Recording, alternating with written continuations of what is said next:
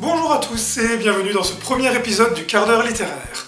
L'émission qui vous permettra de faire croire à vos amis que vous y connaissez en littérature, alors que pour vous, cours de français rimait surtout avec sommeil à rattraper ou encore bavardage à volonté. Plus d'un est en effet rebuté par la lecture, vue comme une activité longue, ennuyeuse, pour ne pas dire inutile ou fastidieuse. Pourtant, qu'il s'agisse de son objet, de son histoire, bref, de tout ce qui l'entoure, celle-ci peut s'avérer dépasser le cadre abstrait du livre et avoir des répercussions sur le monde qui nous entoure. Prenons par exemple l'idée de décadence des arts.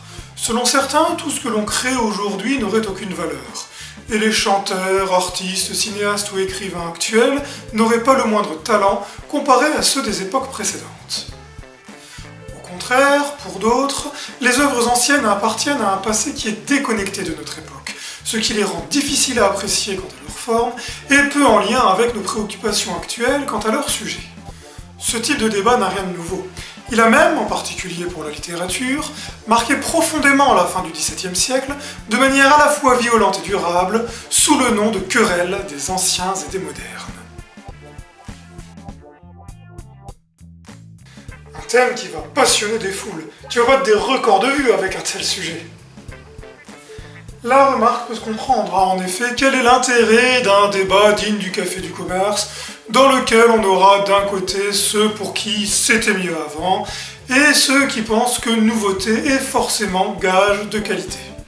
Pourtant, si on y réfléchit bien, on se rendra compte que cette querelle a eu de très nombreuses répercussions, non seulement sur la littérature, mais également sur les autres arts, ainsi que sur nos goûts artistiques et sur notre éducation, que de plus, des considérations politiques entraient en jeu. Bref, sans cet épisode de l'histoire littéraire, c'est tout notre rapport à l'art qui serait différent. Il est vrai qu'au départ, cette querelle ne concernait finalement qu'un nombre assez réduit de personnes, ceux qui savaient lire et écrire, ce qui, au XVIIe siècle, ne représentait pas grand monde. Aussi, ces gens se connaissaient les uns les autres, ils se lisaient les uns les autres, en particulier dans les salons. Et tout ce petit monde était bien loin de s'entendre. N'imaginez pas une ambiance feutrée dans laquelle les différents auteurs se congratulaient les uns les autres. Au contraire, dès qu'ils pouvaient formuler une critique, ils étaient bien loin de s'en priver. Et le tout sans prendre de pincettes. La plupart des auteurs auraient finalement tout à fait pu figurer comme membres d'un jury d'une émission de télé-réalité. Leur critique aurait été bien plus violente que ce que l'on peut encore entendre aujourd'hui. En réalité, la querelle des anciens et des modernes n'est qu'une des nombreuses controverses littéraires de l'époque. Celle-ci portait souvent sur une œuvre en particulier. Ainsi, Corneille s'est fait attaquer pour le Cid avec la querelle du Cid, Molière s'est fait attaquer pour l'école des femmes avec la querelle de l'école des femmes. Ouais, donc en fait, dès qu'ils n'étaient pas d'accord sur quelque chose, ils appelaient ça une querelle, quoi. On peut finalement résumer un peu les choses comme ça, oui. Bon, et elle a commencé comment, cette querelle des anciens et des modernes? Pour résumer, on peut retrouver les origines de la querelle en remontant à la Renaissance, soit au XVIe siècle, c'est-à-dire plus d'un bon siècle avant la querelle proprement dite. À cette époque, les grands penseurs rejetaient en bloc la période qui les a précédés, c'est-à-dire le Moyen-Âge, et mettaient en avant la période encore antérieure, à savoir l'Antiquité gréco-romaine. Alors les grandes idées, les grands mouvements de la Renaissance, comme par exemple la Pléiade, seront le sujet d'un prochain épisode. Quoi qu'il en soit, pour eux, le vrai génie, dans l'art en général et dans la littérature en particulier, se situait dans l'Antiquité. Il est donc clair que, selon eux, les œuvres antiques sont supérieures à celles de leur temps, et qu'il leur faut donc s'inspirer de ces œuvres anciennes. Il faut dire aussi que le XVIe siècle, même si en France on lui donne le nom de Renaissance, tout du moins pour le début, est une période particulièrement barbare. C'est en effet elle qui voit le pays déchiré par les guerres de religion entre catholiques et protestants. Guerres qui ont fortement marqué la France, avec entre autres le massacre de la Saint-Barthélemy, la nuit du 24 août 1572, qui a vu l'exécution de plusieurs milliers de protestants.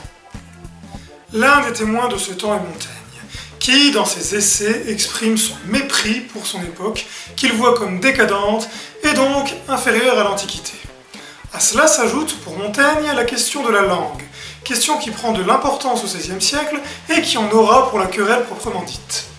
Car si du point de vue du vocabulaire, le français médiéval était relativement pauvre, d'ailleurs les débats intellectuels se faisaient le plus souvent en latin, la langue avait été enrichie tout au long des 15e et 16e siècles, en particulier grâce à des auteurs comme ceux de la Pléiade. Cela se voit par exemple dans le texte Défense et illustration de la langue française, écrit par Joachim du Bellay. De plus, le français avait changé de statut. Depuis François Ier, il était devenu la langue officielle de l'administration française grâce à l'ordonnance de Villers-Cotterêts de 1539. En effet, jusque-là, la langue prestigieuse était le latin ou, pour les langues modernes, l'italien. Mais à mesure que la langue française se développait, l'usage de l'italien et du latin déclinait. Toutefois, pour Montaigne, le français était une langue languissante qui n'avait pas encore la grâce et l'élégance du latin. Ce jugement sera, au siècle suivant, remis en cause par les modernes. Comme je l'ai dit, le XVIIe siècle est émaillé de petites querelles littéraires. L'une d'entre elles, qui est en lien direct avec la querelle des anciens et des modernes, elle est même considérée comme l'origine, est celle que l'on a appelée la querelle du merveilleux. Ce qu'il faut comprendre, c'est que dans cette première moitié du XVIIe siècle, les partisans des modernes sont liés à l'homme le plus puissant du pays après le roi, c'est-à-dire son Premier ministre, le cardinal de Richelieu. Celui-ci œuvre pour renforcer le pouvoir du roi, transformant ainsi le royaume en monarchie absolue de droit divin, ce qui sera achevé par la suite sous Louis XIV. C'est là que l'on voit que littérature et politique sont liées. En effet, à l'époque, la propagande royale passe par l'art, et donc aussi par la littérature. Or, pour légitimer le roi, il faut montrer qu'il est le meilleur souverain possible, car il tient son pouvoir de Dieu. Or, ceux qui s'inspirent des auteurs antiques mettent en avant dans leurs pièces de théâtre ou leurs poèmes des héros ou des dieux païens, ce qui ne fonctionne pas avec la doctrine mise en place par le cardinal. Les auteurs vont alors s'affronter pour savoir s'il faut mettre en scène un merveilleux païen, inspiré de la mythologie antique, ou un merveilleux chrétien, qui s'inspirerait lui des légendes bibliques. Mais toutes les tentatives des modernes de promouvoir un merveilleux chrétien s'avéreront de véritables échecs. Les œuvres seront illisibles, avec des qualités littéraires plus que contestables, et finiront par sombrer dans l'oubli. La première manche est donc remportée par les partisans des anciens. Les modernes ne vont toutefois pas s'avouer vaincus. Peu de temps après va éclater une nouvelle querelle qui concernera un autre élément de propagande, à savoir les pièces, les médailles, les tableaux, les statues, bref, tout ce qui contient l'image du roi. En effet, en quelle langue faut-il en écrire les inscriptions? Cette affaire des inscriptions, car cette fois-ci on ne lui donne pas le nom de querelle, tourne à l'avantage des modernes qui reviennent au score. À présent, les deux camps sont parfaitement constitués et la querelle proprement dite va pouvoir commencer.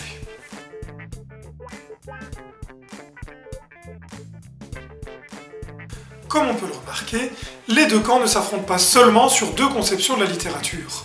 Ce sont avant tout deux conceptions du rapport entre les artistes et le souverain. Les modernes estiment vivre dans la meilleure époque possible, car ils estiment être gouvernés par le meilleur souverain possible, à savoir Louis XIV. Dans cette monarchie absolue qu'est devenue la France, l'art doit servir à faire l'éloge du roi. Il faut donc exprimer son admiration pour le souverain d'une manière adaptée à un public moderne. Dès lors, les œuvres et les auteurs de l'Antiquité seront vus comme dépassés et imparfaits, car incapables d'exprimer clairement cet éloge du roi.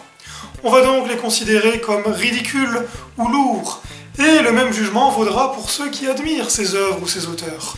Les partisans des modernes vont donc tenter de montrer que les anciens sont détachés du monde réel, et qu'ils sont enfermés dans une érudition qui les rend pédants, c'est-à-dire insupportables. Ainsi, ce qui, sous la Renaissance, était l'idéal de l'honnête homme, devient le symbole de la prétention et de l'ennui. Cette vision, presque idéalisée, de la France et de son souverain est contestée par les admirateurs des anciens, qui voient dans les modernes des hypocrites et des flatteurs, bien loin de l'idéal de l'honnête homme. Pour eux, les auteurs anciens sont des modèles à admirer, mais dont il faut s'inspirer plus qu'imiter vainement. Les auteurs admirés par les partisans des anciens étaient les suivants. Pour la littérature grecque, on retrouve en ce qui concerne l'épopée Homère ou Hésiode, en ce qui concerne la tragédie Échille, Sophocle et Euripide, et en ce qui concerne la fable, Ésope. Pour les auteurs latins, on retrouve en ce qui concerne l'épopée Virgile, en ce qui concerne la tragédie Sénèque, et pour la fable Phèdre. Tous les gens de lettres, ou du moins tous ceux qui s'intéressaient à la littérature, avaient choisi leur camp. Il n'y avait pas de neutralité. Du côté des partisans des anciens, les auteurs principaux étaient Nicolas Boileau, Jean de La Fontaine ou encore Jean Racine. Racine, comme La Fontaine, prenaient directement leur inspiration chez les auteurs antiques. Ainsi, les fables de La Fontaine sont une réécriture des fables d'Ésope, de même que certaines pièces de Racine reprennent la trame de pièces écrites par Euripide. Quant à Boileau, il écrivait des satires, genre qui était déjà écrit dans l'Antiquité par l'auteur latin Juvénal. Racine comme Boileau vont remporter une victoire décisive pour les anciens en devenant les historiographes du roi. Ce sont eux qui écriront la vie de Louis XIV. Boileau, avec ses satires, sa traduction du traité du sublime et son art poétique, sera considéré comme le chef de file du parti des anciens. Du côté des modernes, les deux grands auteurs seront Charles Perrault et Fontenelle. Ce dernier, considéré comme un esprit brillant, permettra aux idées des modernes de mieux se diffuser et, en définitive, de l'emporter. Quant à Perrault, il a été considéré comme le chef de file du Parti des modernes, avec entre autres le siècle de Louis le Grand, dans lequel il fait l'éloge de son souverain et de son époque. Il lit ce texte en 1687, année charnière de la querelle, car c'est cette même année que sont publiés différents textes portant sur la question. Ensuite, de 1688 à 1697, il publiera ses parallèles sur les anciens et les modernes, d'où est tiré le nom de la querelle, dans lequel il cherche à démontrer la supériorité des modernes. Si en 1597 il finit par se réconcilier avec Boileau, il faut bien comprendre que ces années ont été extrêmement violentes dans les paroles qu'ont pu s'échanger les gens de lettres. En effet, bien souvent, plutôt que des arguments, c'était de véritables insultes qui étaient échangées. Et ce, pas toujours de manière très subtile. S'ils avaient eu les mêmes moyens de communication qu'aujourd'hui, les échanges n'auraient pas forcément été d'un très haut niveau.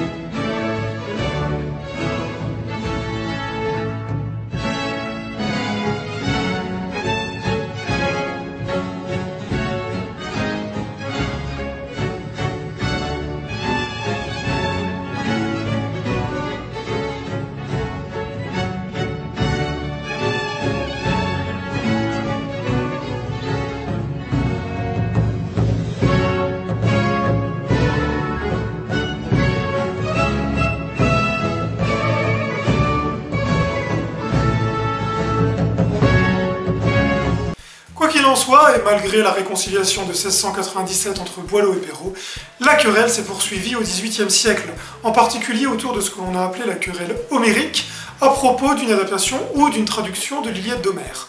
Je ne vais pas entrer dans les détails de cette partie de la querelle, il s'agissait surtout ici de donner un aperçu général de cet épisode de l'histoire littéraire.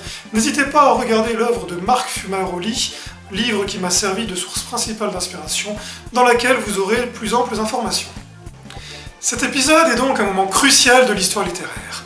Cette querelle, dans laquelle se voient les liens entre politique et littérature, s'est par la suite poursuivie sous d'autres formes, notamment avec l'arrivée du romantisme, et a fini par dépasser le simple cadre de la littérature.